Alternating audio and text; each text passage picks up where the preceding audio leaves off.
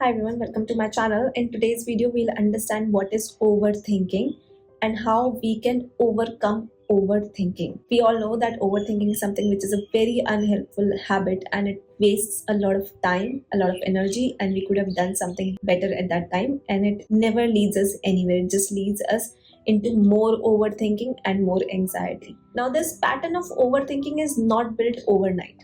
It is something which is developed over a period of time with some constant inputs to your brain which were not helpful, and eventually it has triggered a certain part of your brain. Or maybe in terms of psychology there is a different concept altogether. In terms of spirituality there is a different concept altogether, and we'll try to understand both. Let's first understand how our brain works in terms of psychology. Let's say there is a fear area in our mind, which is the limbic system, and then there is a normal thinking area of the mind, which is the prefrontal cortex.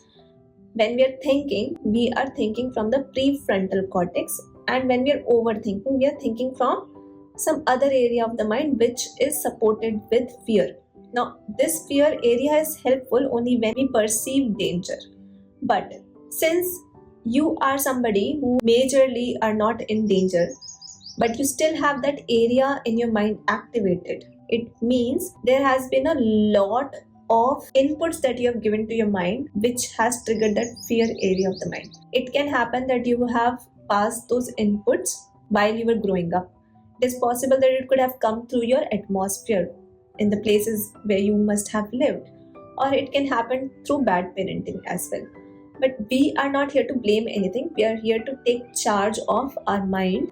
That's how we are going to change our current situation and make it work for us. Either of the two things can work. Either your frontal cortex can work, from which thinking happens, or your limbic system can work, through which overthinking happens. So our mind is trying to protect ourselves by switching into the two systems. Now, to understand the same concept in terms of spirituality, this part of psychology is limited to your single birth. That this is how you're brought up. Everything is a outcome of your own upbringing or your atmosphere. But spirituality goes even beyond that. Spirituality is something where we are also connected with our past lives if we talk about Hinduism as a philosophy. Now, according to Hindu philosophy, everything is perfect. It's God's creation, and this is how it is supposed to be. We overthink because we have accumulated enough negative karmas which needs to be resolved. And if we are not suffering, if the system which we discussed about the psychological system, if it were not to operate as it works right now, it would not have made us suffer. So as per psychology, you can just simply say that this is how my brain works, and you can just blame it all on your parents or your upbringing or your atmosphere. But spirituality says that you need to now understand why it is happening to you. What is it that needs to be changed in you so that your current brain structure can also change? So let's take all these things together and then understand overthinking. Now, consider that this mind is a room full of furniture where you have all sorts of things, and think about the negative thoughts as dust in your mind. So if you're not cleaning that negativity regularly, it becomes very unhygienic. Similar way, your negative thought patterns, your fear, your anger, your anxiety, all these things are not helpful and they act like dust on the current furniture that you have. Now, if you're not suffering, you will never change your habits. So suffering is important. First thing is, take responsibility that it is your own karma and not anybody else's karma. Now I'm going to give you a few tips as per psychology as well as spirituality, which will help you overcome the challenge of overthinking. First tip is that call out to yourself whenever you're overthinking, because most of the times we're not even in a conscious state of mind that we can pinpoint to ourselves that we're overthinking. So the moment you realize that you're overthinking, call it out, name it, that I'm overthinking right now. I need to do something about it. There are two things that you can do. First is become centered by taking deep breaths. And when you are taking deep breaths, just say it out loud to yourself that I'm alright right now. What it will do is it will calm your fear area of the mind or the limbic system. So when you keep repeating that activity, you are just passing some positive inputs which are overshadowing your negative inputs. And second thing that you can do is do something that will bring you to the present moment. Drink a glass of water or touch your bed, touch your hair, touch your face. Try to see that you are alive and in the now. So the second point is deal with your past issues. As my Guru Dandpani says, that you can just never let go of anything in life. You have to deal with it either in this lifetime or in next lifetime, but you have to eventually face your karma. So it's better you do it as soon as you can. Now I've easily told you that you have to deal with your issues. It's possible that you're not able to deal with your issues. That's why you're overthinking, right? You're just feeling helpless. Even after trying the breathing technique, you're just not able to come to the center. Now the third point is don't resist your negative thoughts. When you try not to think about the pink elephant, you will eventually think about the pink elephant. This is how our mind works.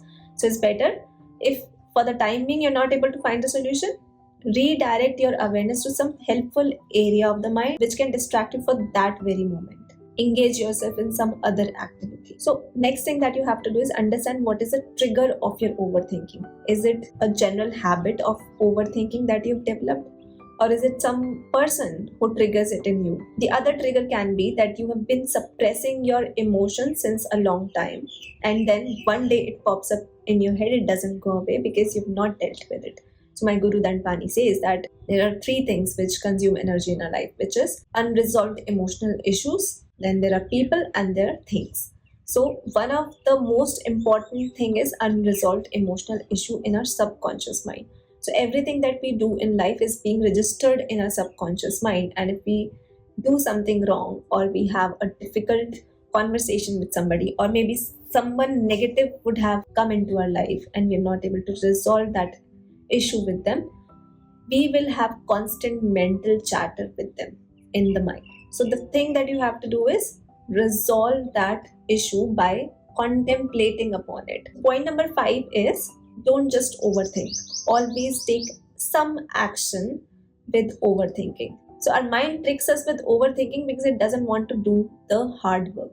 And if you're not taking charge of the mind, it will keep on overthinking and it will keep on wasting your time. This is how Maya is also built. The more energy is deposited in the negative area of the mind, the more you're attracting negativity. So it's better that you get out of that negativity, take action, and when you take action, according to psychology, you are now transferring control from your limbic area, which is the fear area, to your prefrontal cortex, which is the thinking area. According to spirituality, you're just passing your negative energy from your mind to a piece of paper and you're releasing it, because energy can neither be created nor be destroyed, but it can be converted from one thing to another. So it's transforming right now. It's coming from a mind into the piece of paper. Point number 6 is, this is my personal favorite point. What I do is I contact some of my superhumans in my mind or in my life physically. So if I'm able to contact somebody physically, that is well and good. But if let's say I have a guru in life who is Dandpani, who doesn't even know that he is my guru, I consult with him mentally. I think that if this was the situation and I was talking to him, what would he suggest me in this situation? And when I do it, I come up with a solution very quickly. 7th point is related to Bhagavad Gita. What Bhagavad Gita says about all sorts of mental problems is that, which is karmanne vadikaraste ma phaleshu kadachan. Lord Krishna says that you should always do your duty without getting attached to the outcome of your actions. And when you do it, everything will fall in place automatically, because now you're having faith in the Supreme. And when you have faith in the Supreme, even if the outcome is not as what you expected, it will be something which will give you greater results in the long run. And when you are overthinking, you are lacking action. And when you're lacking action, you're just not at all following what Lord Krishna said in Bhagavad Gita. So point number 8 is meditate regularly, because as I told you, if you're not clearing up the dust in your house every day, it will start to get accumulated. Similar manner, if you start meditating, the first thing that will occur in your mind when you sit and close your eyes is the negative thoughts or the negative things that would have happened throughout the day, the very moment you start to meditate. And if you don't sit and try to contemplate, all these things will start to get accumulated and eventually lead to overthinking. Tip number 9 is that you can also engage in sports and physical activity. I know everyone talks about it, but why? When we do something physical, we are in action. And when we are in action, our mind starts to work in a different way. and it is not currently focused on the fear area of the mind. If you're somebody who is even struggling while you're playing and you are having that mental chatter while playing, it means now you have developed some anxiety disorder which really needs to be solved, and it is impacting even your physical activities in life. Point number 10 is don't fight all your battles alone. It's always better that you reach out to someone who can help you in this area. If you cannot consult with a psychologist, try to consult with a friend who you think is someone who does not overthink like you do, or somebody who you think has expertise on a particular area where you're struggling with. And the last point, and the most favorite one, is pray to God. Show some gratitude to Him. When you pray to God, half of your problems are solved, because through His energy we are purifying ourselves. And you can never control your senses without His help, because God is someone who can actually help you conquer your mind. You cannot do this part alone at all. So that's it for today's video, and I'll see you next week.